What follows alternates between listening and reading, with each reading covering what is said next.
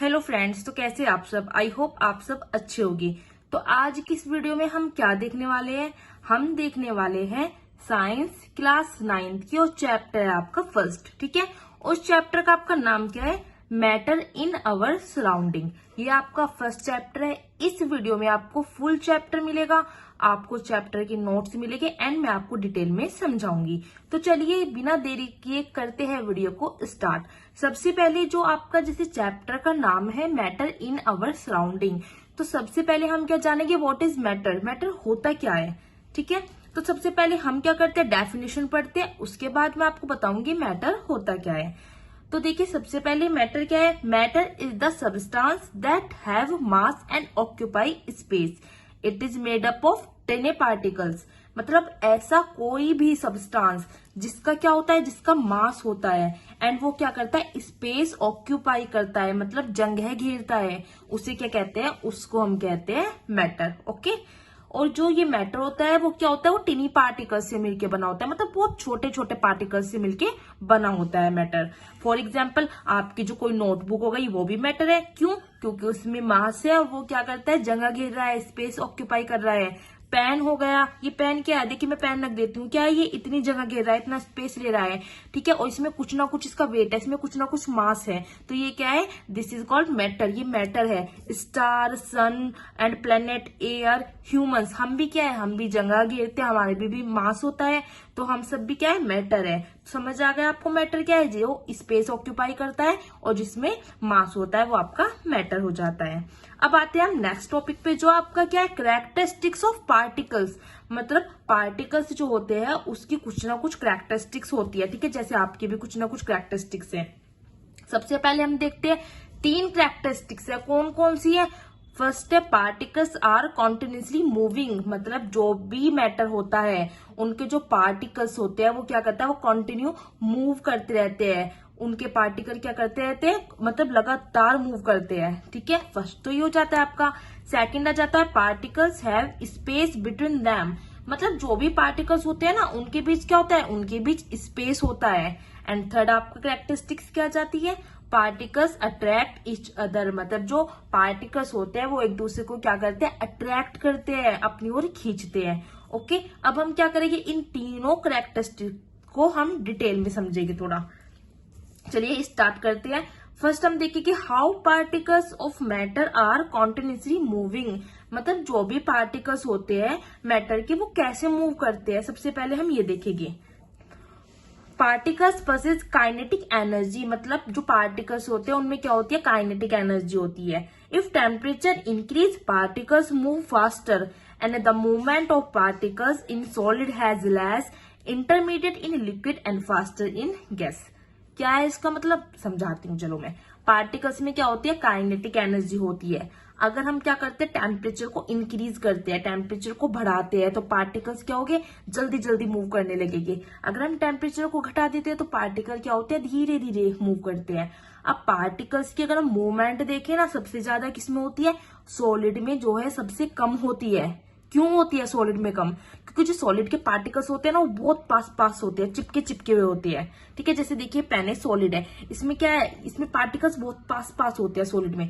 तो क्या होता है, पार्टिकल्स की मूवमेंट कम होगी बहुत। आपने देखा होगा, आप भीड़ वाली जगह पे जाओ, आपको मतलब हिलने डुलने की जगह नहीं मिलती है, क्योंकि भीड़ बहुत ज्यादा होती है। ठीक है ना। अगर हम बात करें, पार्टिकल्स को मूव करने के लिए स्पेस नहीं मिलता है क्योंकि सॉलिड में। लिक्विड में पार्टिकल की मूवमेंट की बात करते तो इंटरमीडिएट होती है, मतलब ना तो ज्यादा और ना कम। लेकिन अगर हम गैसेज में बात करते हैं तो फास्ट होती है मूवमेंट। क्यों? क्योंकि पार्टिकल्स को स्पेस मिलता है। जैसे आप एक रूम में, अगर मैं यहाँ पे स्प्रे छिड़क दूं या फिर कोई परफ्यूम, तो पूरे रूम में उसकी स्मेल फैल जाएगी, मतलब पार्टिकल्स सारे में फैल जाएंगे। ठीक है, देखिए पार्टिकल जो है ये मैटर के पार्टिकल मूव करते ही समझने के, मैं एक प्रैक्टिकल में आपको थोड़ा सा ऐसे ही बता देती हूँ। ठीक है, क्या करेगा, हम एक गिलास में पानी लेते हैं, मान लो यहाँ पे एक गिलास है, ये क्या बना देती हूँ, मैं बना देती हूँ एक चुटकू सा ये गिलास।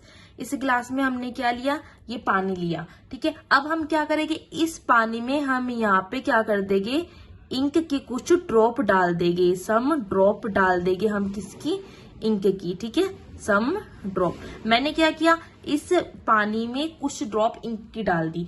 अब क्या हुआ, अब पानी को हम बिल्कुल नहीं हिलाएंगे, गिलास ऐसे ही रखा रहेगा। कुछ देर बाद आप क्या देखोगे कि गिलास में जो इंक डाली है ना वो पूरी तरह डिसॉल्व हो गई है, मतलब वाटर में यूनिफॉर्मली मिल जाती है। इससे क्या पता लग जाता है कि वाटर के पार्टिकल्स क्या कर रहे हैं, मूव कर रहे हैं लगातार। तभी तो कहते हैं, क्योंकि वाटर क्या, आपका वाटर मैटर होता है, ठीक है। और इससे पता लगता है कि वाटर के जो पार्टिकल्स होते हैं ना वो मूव कर रहे थे, और जब हमने उसमें इंक डाली तो वो मूव करते करते उसने इंक को क्या कर लिया, पूरे में अपने डिसॉल्व कर लिया। ओके, समझ आ गया आपको कि जो भी पार्टिकल्स होते हैं मैटर के वो मूव कैसे करते हैं। अब आ जाते हैं हम नेक्स्ट कैरेक्टरिस्टिक्स पर।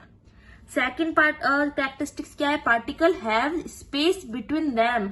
जो भी पार्टिकल्स होते हैं उनके बीच स्पेस होता है। कैसे होता है वो स्पेस, तो सबसे पहले मैं आपको थोड़ा सा पढ़ के बता देती हूँ। When we make laminate particles of one types of matter get into space between particles of other matter. चलिए इसको एक एक्टिविटी से समझते हैं। नींबू पानी सबने पिया होगा ना, तो जब हम नींबू पानी बनाते हैं तो गिलास में क्या करते हैं, हम पानी लेते हैं, उसके बाद उसमें हम शुगर ऐड करते हैं प्लस सॉल्ट ऐड करते हैं। हमने उसके अंदर शुगर और सॉल्ट को क्या कर दिया, डिसॉल्व कर दिया।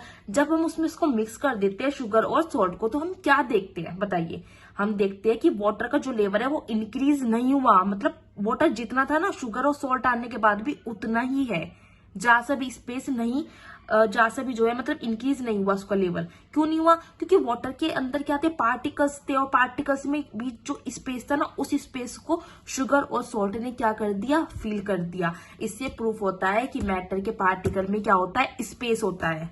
ओके, अब देखिए जो भी पार्टिकल्स होते हैं उनके बीच का स्पेस क्या होता है, सबसे जो कम होता है वो सॉलिड में होता है। मैं आपको बता दूं, the space between particles minimum in solid, intermediate in liquids and maximum in gas. Solid में होता है क्योंकि सॉलिड में पार्टिकल मैंने आपको बताया था पास होते हैं। इंटरमीडिएट किसमें होता है, लिक्विड में, ना तो ज्यादा होता है स्पेस ना कम होता है, लेकिन सबसे ज्यादा जो स्पेस होता है ना वो किसमें होता है, गैस में होता है। गैस के पार्टिकल्स में स्पेस सबसे ज्यादा होता है। ठीक है, आ गया आपको समझ। चलिए थर्ड कैरेक्टरिस्टिक्स की हम बात करते हैं। थर्ड क्या है, particles attract each other.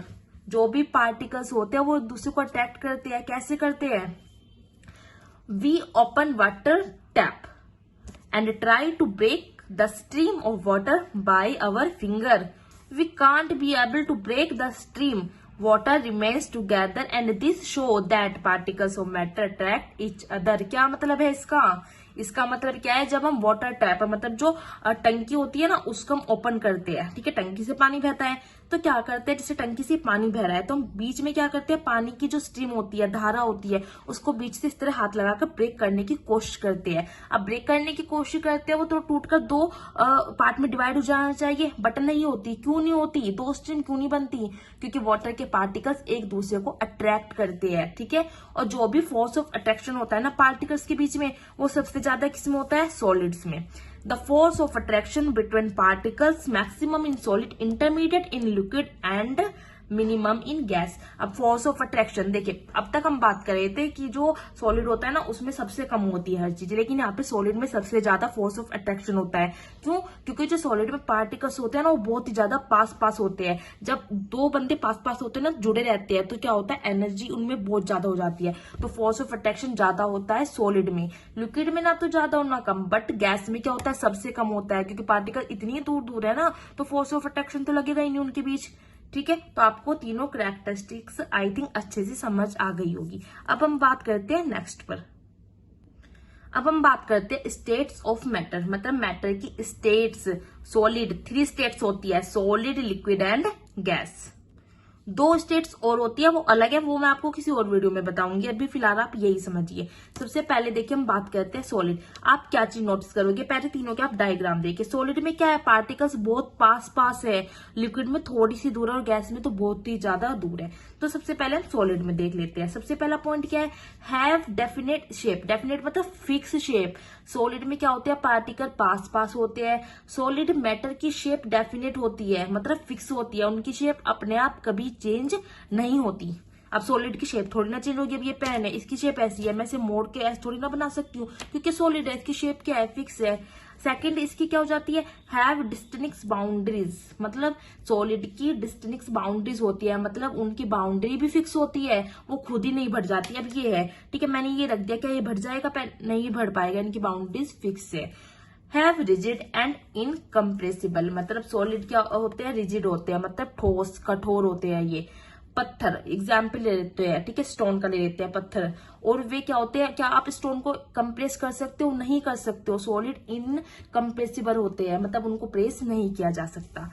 Next देखते हैं हम हैव डेफिनेट वॉल्यूम, मतलब सॉलिड का वॉल्यूम फिक्स होता है, डेफिनेट होता है, मतलब जितना स्थान आप एक स्टोन घेरेगा ना, तो अगर हम उस स्टोन को उठाकर दूसरी जगह रख देंगे तो वो उतना ही स्थान लेगा। अब देखिए मैं ये पेन यहाँ रखती हूँ, ठीक है, इसने इतना स्पेस ले लिया, मैं इस पेन को उठा के यहाँ रख देती हूँ, इसने भी इतना स्पेस लिया, इसने इतना थोड़ी ना ले लिया, तो क्या होती है, have fix volume. Fix volume होती है सॉलिड की। बात करते हैं हम लिक्विड की। No definite shape, no definite shape मतलब नो फिक्स शेप। पार्टिकल्स में क्या होता है, लिक्विड के थोड़ी दूरी मिल जाती है, कोई भी जो फिक्स शेप नहीं होती लिक्विड की। पानी या दूध को किसी भी हम बर्तन में डाल दे वो उसी की शेप ले लेगा, ठीक है, तो कोई बाउंड्रीज भी नहीं होती, इसे लिखा है नो फिक्स बाउंड्रीज।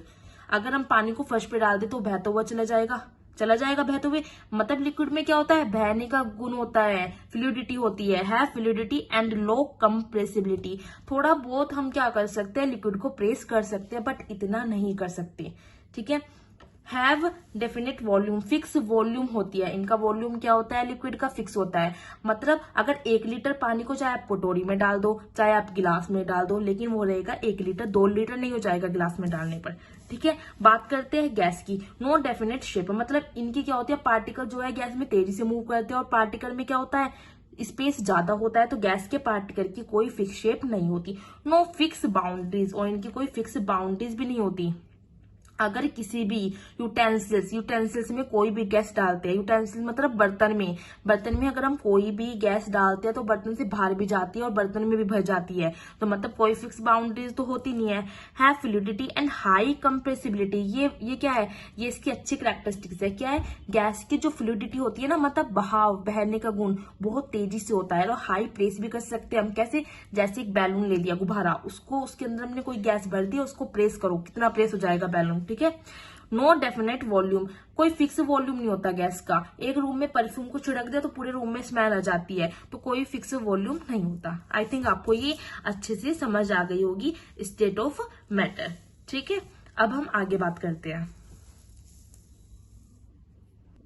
अब आ जाता है change in state of matter. कोई भी स्टेट होती है मैटर की, क्या उसको चेंज किया जा सकता है दूसरे स्टेट में।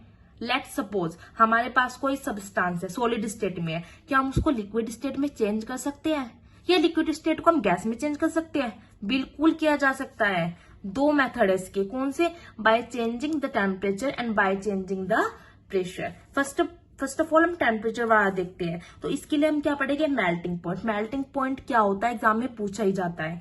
The temperature at which solid melt to form liquid at atmospheric pressure is called its melting point. मतलब ऐसा टेम्परेचर जिस पर कोई भी सॉलिड लिक्विड फॉर्म में चेंज होना शुरू हो जाए एटमॉस्फेरिक प्रेशर पे, समझ रहे हो, ऐसा टेम्परेचर जिस पर कोई भी सॉलिड लिक्विड फॉर्म में चेंज होना शुरू हो जाए एटमॉस्फेरिक प्रेशर पर, तो उसी टेम्परेचर को हम क्या कहते हैं, melting point. This is also called melting point. Melting point अगर हम बर्फ का देखें तो कितना होता है, आइस का कितना होता है, 0 डिग्री सेंटीग्रेड। अगर हम केल्विन में देखें तो कितना होगा, 273। ओके, क्लियर है पॉइंट, मेल्टिंग पॉइंट आपका। चलिए नेक्स्ट की बात करते हैं। चलिए, लेटेंट हीट ऑफ फ्यूजन, बच्चों को नहीं समझ आता है टॉपिक, मैं इजीली समझा देती हूँ आपको। लेटेंट हीट ऑफ फ्यूजन होता क्या है, सबसे पहले हम पढ़ लेते हैं क्या लिखा है। The amount of heat required to change a 1 kilogram solid to liquid at atmospheric pressure, the latent heat of fusion is used to overcome the forces of attraction between ice particle at 0 degree centigrade. Ice feels cool than water at 0 degree centigrade. चलिए मैं समझा देती हूँ easy way में। इतना amount of heat जिसकी जरूरत होती है 1 किलोग्राम सॉलिड को लिक्विड में चेंज करने के लिए एटमॉस्फेरिक प्रेशर पर, उसी हीट को हम क्या कहते हैं, लेटेंट हीट ऑफ फ्यूजन। समझ आया आपको, मतलब इतना अमाउंट ऑफ हीट जिसकी हमें नीड है 1 किलोग्राम सॉलिड को लिक्विड में चेंज करने के लिए एटमॉस्फेरिक प्रेशर पे, उसको ही कहते हैं हम heat of latent heat of fusion.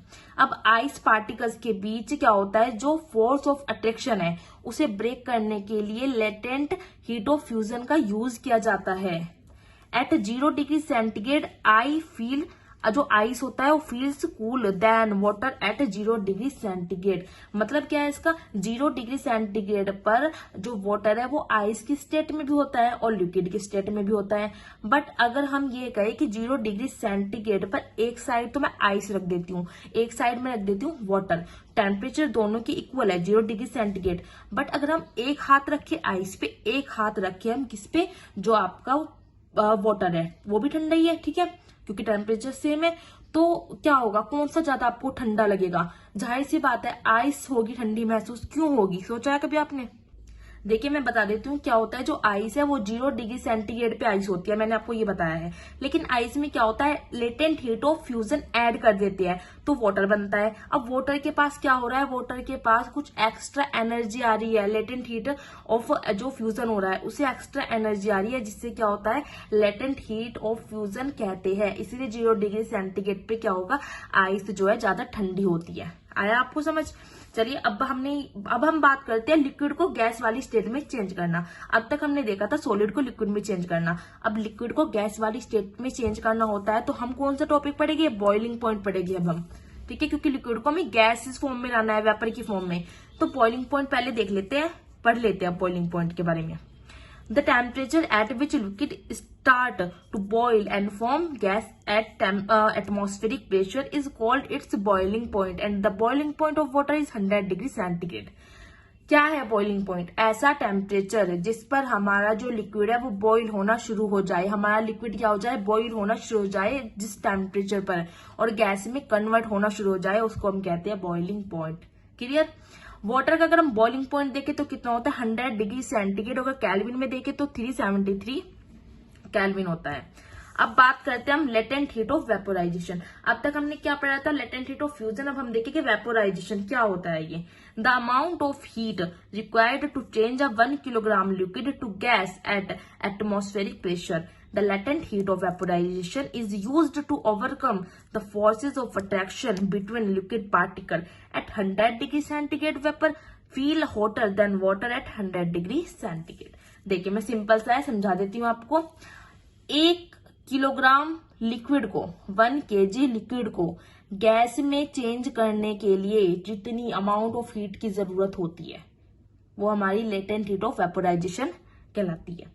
Latent heat of vaporisation क्या होती है, 100 डिग्री सेंटीग्रेड पर टेम्परेचर पहुंचने के बाद भी जब हम हीट देते हैं ना तो वो लेटेंट हीट ऑफ वेपोराइजेशन होती है, और जिसमें जो भी लिक्विड के पार्टिकल्स होते हैं उनके बीच जो फोर्स ऑफ अट्रैक्शन होता है उसे ब्रेक करने के लिए यूज करता है। 100 डिग्री सेंटीग्रेड पे बात करें तो वाटर क्या होता है, वाटर बॉईल करता है और 100 डिग्री सेंटीग्रेड पे ही वो वेपर की फॉर्म में होता है।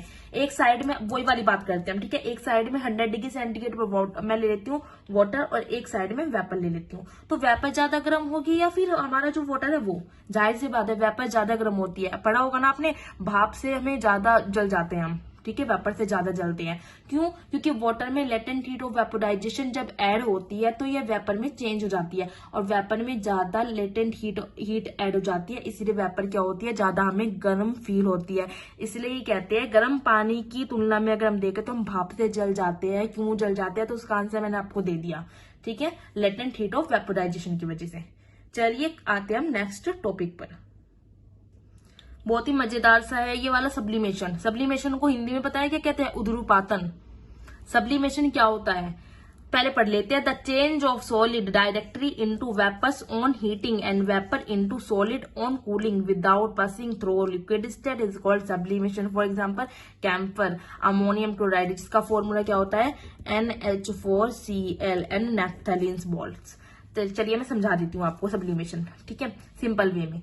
एक ऐसा प्रोसेस है सब्लिमेशन जिसमें सॉलिड क्या होता है, डायरेक्टली वेपर में चेंज हो जाता है।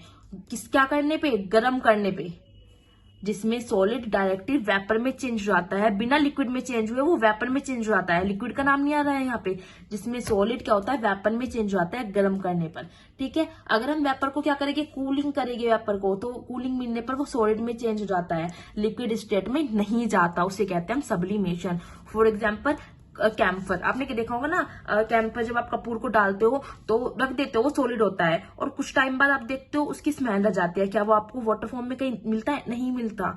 क्यों? क्योंकि वो सॉलिड से सीधा क्या हो गया, गैसेस फॉर्म में चेंज हो गया। अगर हम किसी गैस को कंप्रेस करते हैं, ये वाला टॉपिक मैं आपको समझा देती हूँ। चलो पहले देख लेते हैं। बाय चेंजिंग द प्रेशर, मतलब प्रेशर के द्वारा क्या होता है, चेंज करना।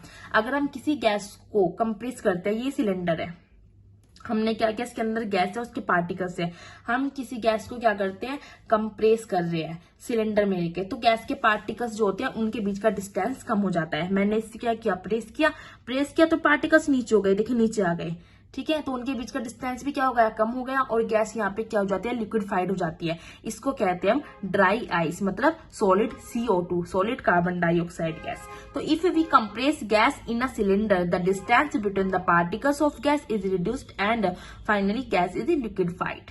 ओके, तो बाय चेंजिंग द प्रेशर, की हमने प्रेशर लगा के चेंज किया है। और यहाँ पे मैंने क्या किया हुआ है, ये आपकी बुक में भी दिया हुआ है, ठीक है। यहाँ पे क्या हुआ है, ये फ्रीजिंग हुआ है, यहाँ से मेल्टिंग होके बना है, ये एवापोरेशन का प्रोसेस हुआ है, यहाँ पे कंडेंसेशन हुआ है, यहाँ पे सब्लिमेशन का प्रोसेस हुआ है, ठीक है। ये सारा आपको प्रोसेस बताया गया है, आप बुक में भी इजिली ये देख सकते हो। नेक्स्ट जो मजेदार टॉपिक है ना, वो है आपका एवापोरेशन। एवापोरेशन क्या होता है, a surface phenomena in which liquid changes into vapor at any temperature below its boiling point is called evaporation. evaporation क्या होता है, ये सरफेस पे होता है, आपको बता दूं मैं, ये सरफेस के ऊपर होता है, और जिसमें जो लिक्विड है ना वो क्या होता है, वेपर में चेंज हो जाता है किसी भी टेम्परेचर पर, उसके बॉइलिंग पॉइंट से लेकिन कम पर, किसी भी टेम्परेचर पर लेकिन उसके बॉइलिंग पॉइंट से कम पे। बॉइलिंग पॉइंट से कम क्यों कह रही हूं मैं, देखिए जैसे वाटर का बॉइलिंग टेम्परेचर मैंने आपको बताया था 100 डिग्री सेंटीग्रेड है, तो एवेपोरेशन कब कहेंगे, जब वाटर वेपर में चेंज होगा 100 डिग्री सेंटीग्रेड से नीचे किसी भी टेम्परेचर पर। बॉइलिंग पॉइंट तो 100 डिग्री सेंटीग्रेड है, और मैंने कहा एवेपोरेशन कब होगा, बॉइलिंग पॉइंट से जो उसके कम पर। वाटर का बॉइलिंग पॉइंट कितना है, 100 डिग्री सेंटीग्रेड, ठीक है। तो एवेपोरेशन कब कहेंगे, जब वाटर वेपर में चेंज होगा 100 डिग्री सेंटीग्रेड से नीचे किसी भी टेम्परेचर पे। ये कुछ फैक्टर्स है, फैक्टर अफेक्टिंग ऑफ एवेपोरेशन की। Exposed surface area, evaporation increase होगा तो सरफेस एरिया भी इंक्रीज होगा। इंक्रीज टेम्परेचर, एवेपोरेशन कब इंक्रीज होगा, व्हेन जब temperature increase. Humidity, evaporation increase when humidity is low, जब ह्यूमिडिटी कम होती है एवेपोरेशन ज्यादा होता जाता है। वाइंड, एवेपोरेशन इंक्रीज होगा when wind speed increase, wind की स्पीड इंक्रीज होगी तो एवेपोरेशन क्या होगा, इंक्रीज होगा। तो ये कुछ फैक्टर्स है, ये बता देती हूँ मैं आपको। Evaporation always causes cooling, evaporation की वजह से हमेशा कूलिंग होती है, ठंडा महसूस होता है। क्यों होता है, the cooling caused by fact that when a liquid evaporates it takes latent heat of vaporization from surrounding which on losing heat get cold. If we put acetone in our hand, it get vaporized by taking heat from our hand and our hand feels cool. देखिए मैं बता देती हूँ, जब भी evaporation होता है तो लिक्विड क्या होता है, वेपर की फॉर्म में चेंज होता है। लिक्विड क्या होता है, वेपर की फॉर्म में चेंज होता है। किसी भी लिक्विड को वेपर की फॉर्म में चेंज होने के लिए लेटेंट हीट ऑफ वेपोराइजेशन की जरूरत होती है। और ये लेटेंट हीट वेपोराइजेशन मिलता कहाँ से है लिक्विड को, जो भी सराउंडिंग होती है ना लिक्विड के आसपास की, वहां से मिलता है। और लिक्विड के आसपास क्या हो जाती है, ठंडक हो जाती है, कूलिंग हो जाती है, ठीक है। जैसे मैंने बताया ना, if we put acetone on our hand, अगर हम एसीटोन ले ले और अपने हाथ पे डालें ना तो हमें बहुत ज्यादा ठंडा कूल सा फील होता है। क्यों होता है पता है आपको, क्योंकि वो हमारी पाम से, हमारी हथेली से क्या ले लेता है, लेटेंट हीट ऑफ वेपोराइजेशन ले लेगा और हमारी पाम क्या हो जाएगी, ठंडी होने लगेगी, ठीक है। ऐसे ही अगर हम देखें, we should wear cotton clothes in summer, आपने देखा होगा ना गर्मी में कॉटन क्लॉथ्स पहनते हैं, क्यों पहनते हैं, to keep us cool and comfortable as cotton is good absorber of water, so it absorb the sweat from our body and expose it to air from for evaporation of sweat thus cools our body. मतलब ये है कि गर्मियों में जो cotton clothes पहनते हैं वो हमें कंफर्टेबल रखते हैं, क्योंकि कॉटन क्लॉथ्स क्या होते हैं, अच्छे एब्जॉर्बर होते हैं, ठीक है। और वे हमारी स्वेटिंग जो होता है ना, पसीना, उसको अब्सॉर्ब कर लेते हैं। एयर में क्या होता है, जब वो एयर में छोड़ देते हैं और उस कपड़े को, उस पसीनों को भी एक्सपोज कर लेती है। अभी क्या होता है, एवेपोरेशन होता है, और एवेपोरेशन होगा तो क्या होगा, फिर वो ठंडक देगा हमें। इस तरह का आपका क्या है, ये थर्ड एग्जाम्पल है। इस तरह आपको ये करना है, ये आप खुद समझोगे, ये मैंने आपके लिए छोड़ दिया, ये आप खुद समझोगे। 2 पॉइंट मैंने आपको समझा दिया। एवेपोरेशन भी मैंने आपको समझा दिया है, क्या होता है, सरफेस पे होता है, लिक्विड क्या होता है, वेपर में चेंज होता है, कोई भी टेम्परेचर पर उसके बॉइलिंग पॉइंट से कम पे।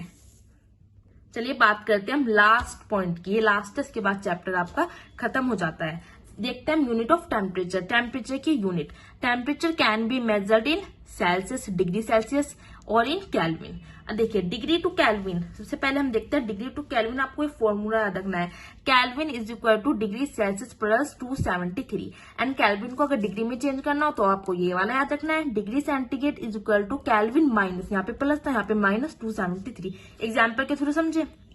देखिए एग्जाम्पल देखते हैं हम, डिग्री को केल्विन में चेंज करना है।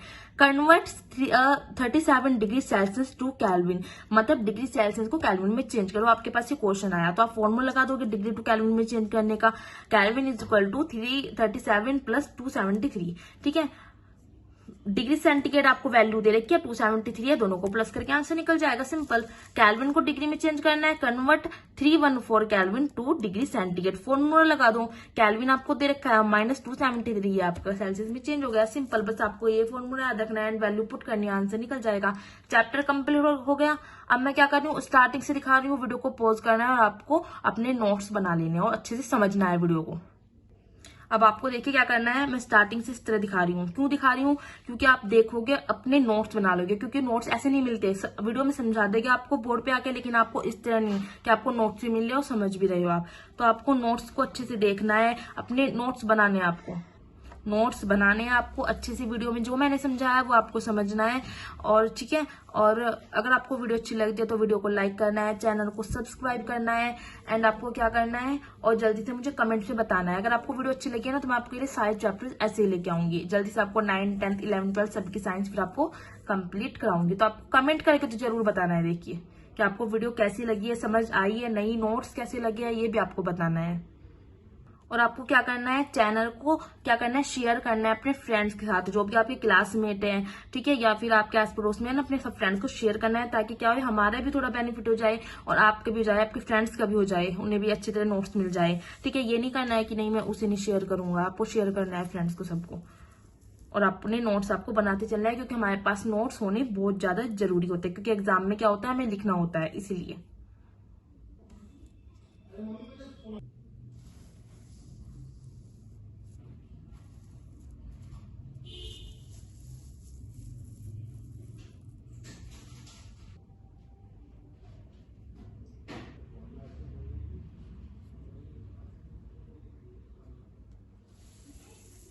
थोड़ा सा पीछे से जो वॉइस आती है ना उसको इग्नोर करें, क्योंकि घर पे बैठ के वीडियो बना रही हूँ तो थोड़ा बहुत अब शोर होता ही रहता है, पीछे से वॉइस आती ही रहती है।